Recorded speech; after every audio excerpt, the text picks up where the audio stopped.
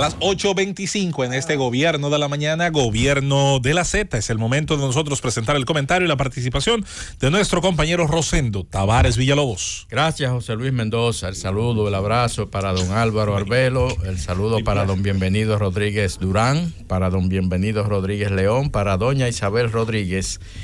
El saludo para todo el equipo del Gobierno de la Mañana, la Z101. El saludo para todo el país de aquí y el país de allá. Orlandito, como le decíamos los que le conocimos desde niño, Orlando Jorge Mera, finalmente descansa en su última morada. Fue sepultado ayer en el cementerio Cristo Redentor. Ahí pude ver a nuestro compañero Aníbal Díaz, que estuvo presente en ese escenario. Yo quise estar allá, yo fui a la funeraria, pero al cementerio preferí quedarme en la casa tranquilo porque estoy un poco aquejado de un problemita físico. Tengo un problemita físico que me tiene bastante incómodo. Aníbal estuvo presente en la misa de cuerpo presente que se realizó en la iglesia que está en el Palacio Nacional. También después de ahí estuvo presente en la funeraria Blandino de la Abraham Lincoln. También estuvo en los actos que se desarrollaron en el Partido Revolucionario Moderno. Y finalmente en el sepelio, en el día de ayer, en cementerio Puerta del Cielo. A mí estuvo presente en todos esos actos. Eran grandes amigos Aníbal y Orlandito.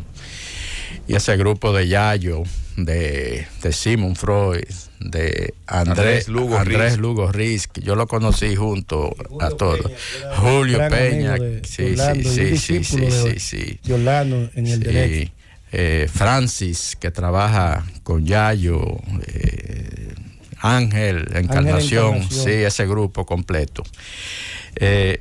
La gente se preguntará por qué el Rosendo se siente tan vinculado y le ha afectado tanto la muerte de Orlandito. Yo recuerdo, ya yo he dicho que trabajaba con su padre. El vínculo mío con Orlandito es un vínculo que heredamos de la relación que yo tuve con su padre. Yo recuerdo una vez en Asua, en aquel denominado proyecto agrario Isura, el proyecto Isura en Asua. Fuimos ahí a una actividad que el presidente iba a encabezar y yo me le acerco al presidente. Tenía una solicitud de un familiar cercano que me insistía que le consiguiera un trabajo. Aquellos eran unos tiempos un poco difíciles para eso. Me le acerco al presidente, le digo: presidente, necesito tratarle un asuntito personal. Y él me miró y me dijo: no hay problema, cuando lleguemos al palacio ahorita, yo te voy a mandar a buscar. Se acabó el acto, cogimos los helicópteros, arrancamos para la capital y no bien habíamos llegado al palacio, bajó a la oficina de prensa de la presidencia Enrique Casado, que era el asesor policial del presidente, el asistente. Me dice: Rosendo, el presidente que suba. Y yo subo allá, me recibe el presidente en su despacho. Me dice: ¿qué es lo que tú necesitas? Le digo: presidente, mire, tengo esta situación, me están solicitando, yo necesito. No hay problema. Llamó a un funcionario del gobierno, recuerdo a Porfirio Rojas Nina, que era director de la autoridad portuaria, y quedó resuelto el tema ahí. Y me preguntó a mí entonces: ¿y tú no necesitas nada para ti? Yo le dije: no, presidente, gracias. Ya le agradezco mucho que haya resuelto eso. Y me fui. Luego, antes de que terminara la gestión presidencial de Salvador Jorge Blanco, yo me fui a residir a Estados Unidos ya a finales del año 1985. 6 meses después yo regresé al país a atender algunos asuntos que habían quedado pendientes. Voy al Palacio Nacional a saludar amigos que había dejado allá, como al fenecido periodista Danilo Polanco, a quien nunca olvido, a periodistas como David Lorenzo, que compartimos ahí en esa oficina de prensa de la presidencia. El presidente no sé de qué manera se enteró de que yo andaba por ahí. Y Juan Manuel García, que era el director de prensa de la presidencia, sube al despacho para atender asuntos competentes a sus gestiones con el presidente. Y de allá baja y me dice, Rosendo, pero tú estás pegado con el presidente. Digo, ¿qué pasó? Me dice, no, él se enteró que tú estás aquí, me dijo que te subiera para allá, vamos para allá. Y el presidente ahí me recibió en su despacho, conversamos, se interesó por la vida mía en Estados Unidos, la familia. Finalmente terminó enviándome al despacho de Rafael Flores Estrella, que era el ministro administrativo de la presidencia, y dispuso que se me entregara un beneficio en términos de un impuesto único que en aquella ocasión se le estaba otorgando a periodistas, un acuerdo que se había hecho con el Colegio Dominicano de Periodistas. Yo me fui otra vez para Estados Unidos. Cuando regreso al país en el año 1999, y Atuey de Camps me aborda y me lleva a trabajar con él al Partido Revolucionario Dominicano. En todas esas reuniones del PRD que se daban, cuando ese PRD estaba fuerte, activo, íbamos a esas reuniones del Comité Político en la Casa Nacional del PRD. Y Salvador, que asistía a todas esas reuniones, nunca me pasó por el lado y siguió por ahí inadvirtiéndome. Siempre se detuvo, me saludó con mucho agrado y siempre me preguntaba por mi familia. Entonces, esos son gestos que yo nunca voy a olvidar. Y eso fue lo que me comprometió en esos niveles de amistad que yo he guardado siempre con esa familia.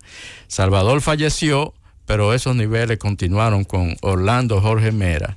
Y ahora, por supuesto, con la partida de él, continúa con sus hijos y con su familia, para quienes siempre estaré a disposición en cualquier cosa que yo pueda servirle. Ayer, Rosendo, fuerte abrazo para Orlandito Jorge Villegas, para su hermana Patricia. Ayer lo vi con mucha entereza afrontando esa situación. Y te iba a decir de su hermana Patricia, sí. Wow, esa niña se paró en diferentes ocasiones, pero en el cementerio, en ese momento tan difícil ya de llegar la hora de tú tener que ver la verdad. Durante todo ese tiempo, ella se paró y dijo, en palabras más, palabras menos, pero dijo que su papá era un hombre de fe, que lo que ella más le iba a agradecer siempre a su padre era haberle inculcado el temor de Dios y haberla acompañado en el proceso de ella consagrar su vida al servicio. Ella es monja. Y ella contó que cuando ella le pide a su papá que quiere consagrarse, que ella quiere ser monja, que ella entendió que su llamado es ese, que se lo dijo, imagínate, un padre, su hija, única hija. Decía ella que teniendo ella 9, 10 años de edad. Correcto. Y ella cuenta que él le dijo que lo único que él quería era que ella le permitiera acompañarlo, a llevarla, a entregarla a la orden, y que así lo hizo, y que la acompañó, y que conversaban sobre su proceso ella de transformación espiritual y de consagración espiritual. Contaba ella de las conversaciones que tuvo con Orlando antes y durante todo ya el proceso de ser ministro. Testimonios, señores, miren, Rosendo, que es tu comentario, todos nosotros sabemos cómo reacciona la gente comúnmente cuando es ministro, cómo el entorno de la gente le presiona a los ministros, y cómo la gente cree que el Estado es un botín y que el ministro tal me tiene que hacer rico.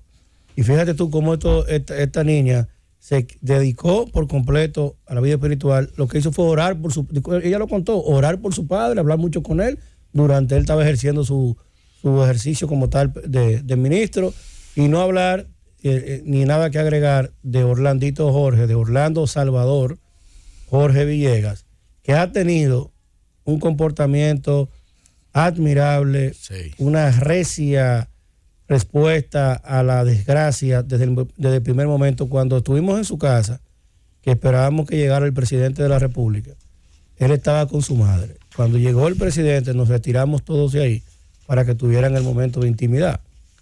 Y Orlando, amigos oyentes, dirigía todo en su casa. Orlando Salvador, Orlandito, su hijo, dirigía todo, atento a todo, se mantuvo en cada momento, conversaba con Yayo, coordinando lo que se estaba preparando, lamentable para los actos que ya se hicieron después. Oye, una entereza, una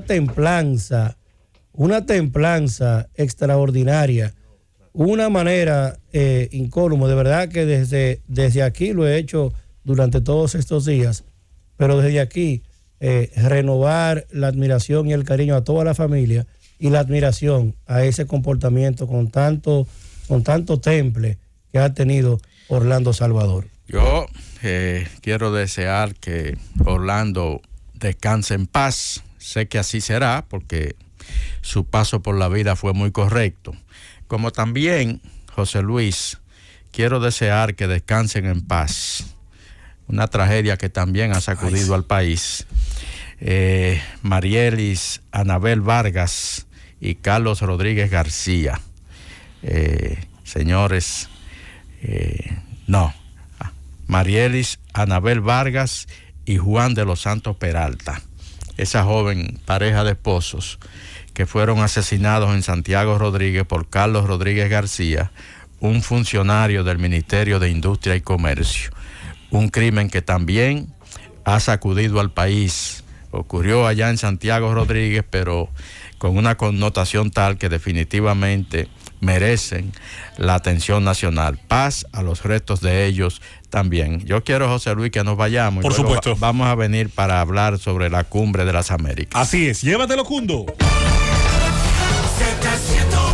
A las 8:44 en este Gobierno de la Mañana, hoy jueves 9 de junio de este año 2022, retomamos con Rosendo Tavares Villalobos el comentario sobre la temática internacional. Gracias, José Luis. Arrancó oficialmente ayer, ya de manera decisiva, la Cumbre de las Américas, allá en Los Ángeles, California, Estados Unidos y Joe Biden como país anfitrión.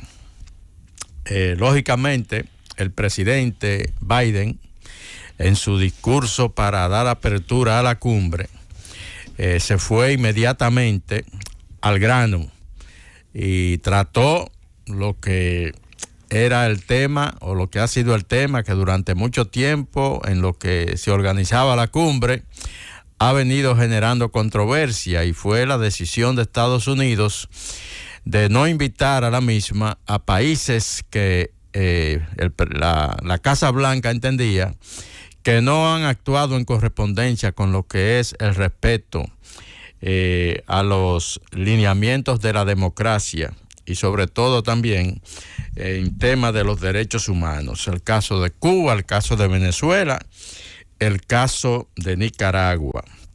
El presidente recordó que la Carta Democrática aprobada en la tercera Cumbre de las Américas, que fue en Perú, y el compromiso de todos los gobiernos de la región de promover y defender la democracia. Ese fue un compromiso que asumieron todos los gobiernos durante la tercera Cumbre de las Américas. Defender y promover la democracia.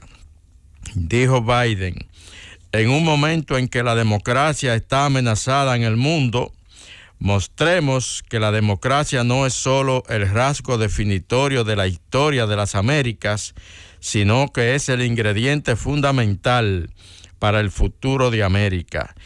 No siempre estamos de acuerdo en todo, pero porque somos democracias, trabajamos en nuestros desacuerdos con respeto mutuo y diálogo. Ahí mismo el presidente anunció algunas medidas fundamentales que dijo que su administración se compromete a cumplir en el tiempo por venir. Anunció en primer lugar la denominada Alianza Americana para la Prosperidad Económica. Dice que es un ambicioso plan con el objetivo de incrementar las oportunidades y acabar con las inequidades en la región y que lo hará apoyando las reformas que encaró Mauricio Claver Cerón en el Banco Interamericano de Desarrollo para vincularlo más con el sector privado. Pero además, el presidente anunció la creación de un cuerpo de salud de las Américas para mejorar la formación de 500,000 trabajadores sanitarios en la región, aprovechando las lecciones que dejó el COVID-19. Esas fueron 2 medidas que anunció el presidente Biden ayer en ese discurso de apertura de la Cumbre de las Américas. Pero la ausencia de algunos mandatarios definitivamente que ha sido notoria y de alguna manera ha deslucido el evento. Sobre todo la ausencia del presidente de México, Andrés Manuel López Obrador. ¿Por qué era casi crucial la presencia de Andrés Manuel López Obrador en esa cumbre? ¿Cuál es el tamaño de la diáspora mexicana en los Estados Unidos?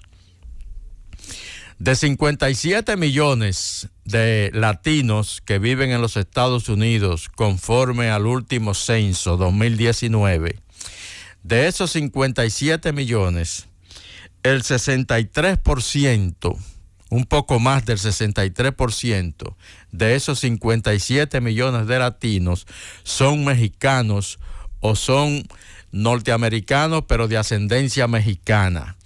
Lo que quiere decir que la diáspora mexicana en los Estados Unidos se eleva a más de 36 millones de inmigrantes.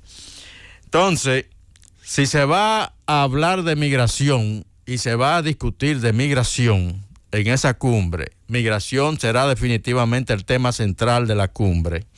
¿Cómo discutir sobre ese tema sin la presencia del presidente del país que más inmigrante aporta en los Estados Unidos? Andrés Manuel López Obrador decidió no asistir en solidaridad con Venezuela, con Cuba, con Nicaragua. ¿Cuántos venezolanos viven en Estados Unidos? Según el último censo, 423,000. Hay más de 6 millones de venezolanos que han salido de su país, pero en Estados Unidos, según el último censo, han llegado 423,000. Los demás están esparcidos por diferentes países de la región, sobre todo en Colombia, donde viven más de 2 millones de venezolanos, pero Chile, Perú, Ecuador y por supuesto en el Caribe, la República Dominicana también ha recibido a una gran cantidad de migrantes venezolanos. Entonces, Andrés Manuel López Obrador prefirió no asistir en solidaridad con Venezuela, que tiene 423,000 migrantes en Estados Unidos. ¿Cuántos cubanos viven en Estados Unidos? Según el último censo, 1.344.960. Esos son gente que ha salido de Cuba hacia Estados Unidos, pero si se calcula con la cantidad de cubanos americanos, gente que ha nacido en Estados Unidos pero que son de ascendencia cubana, entonces esa cantidad se elevaría a más o menos 2.363.000 cubanos o gente de ascendencia de origen cubano residente en los Estados Unidos. Pero ¿cuál es el tamaño de la diáspora de migrantes nicaragüenses en Estados Unidos? 302,000 nicaragüenses se supone, se dice el censo, que viven en Estados Unidos. Entonces, López Obrador, por un tema más ideológico que de otras cosas, decide no asistir a la cumbre para apoyar a esos países que él dijo que no debieron ser segregados o dejados fuera de la cumbre. Ahora, esos 36 millones de cubanos que viven en Estados Unidos necesitaban que su presidente, Andrés Manuel López Obrador, estuviera presente ahí discutiendo y abogando por los beneficios de ellos, porque cuando se vaya a hablar, cuando se hable hoy, es que es cuando se van a tratar a fondo esos temas, definitivamente es un poco difícil tomar decisiones sobre migración cuando no están presentes ni López Obrador, que es el presidente del país con más de 36 millones de sus ciudadanos en Estados Unidos, pero tampoco van a estar presentes los presidentes de Guatemala, de Honduras, que también son otros países, El Salvador, que envían migrantes a Estados Unidos, e incluso ahí en esa misma cumbre el presidente Biden dijo que la migración ilegal definitivamente no se puede tolerar, que eso no se puede permitir y que Estados Unidos va a estar tomando medidas, otras medidas para tratar de corregir esa situación, sobre todo porque ahora mismo hay otra gran cantidad de migrantes centroamericanos que están caminando hacia México, otra caravana caminando hacia México, y ahí el presidente dijo eso para de alguna manera desalentar esa migración masiva que se está dando de esa manera. La verdad es que mucha gente entiende que el presidente Biden debió ceder un poco en virtud de que precisamente si se iba a discutir ese tema, cómo hacerlo sin esta gente presente. Hay que recordar que los presidentes de Cuba, de Venezuela, de Nicaragua, ahora mismo no tienen permiso de entrada a Estados Unidos. Hubieran tenido que hacer una concesión especial. Como la que hay, por ejemplo, para la Asamblea de la ONU. Una concesión especial, pero en aras de, si vamos a discutir de migración, se supone que esta gente debe de estar ahí, porque su presencia es fundamental.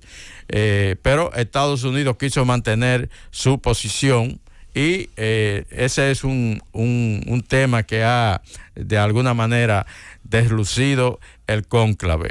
Se inició ayer con la presencia de unos 20 presidentes, entre ellos el presidente de la República Dominicana, que antes de entrar a la cumbre, antes de que se iniciara oficialmente la cumbre, pues dejó sentado su interés como presidente de la República Dominicana, un país que recibe migrantes, pero un país también que exporta migrantes.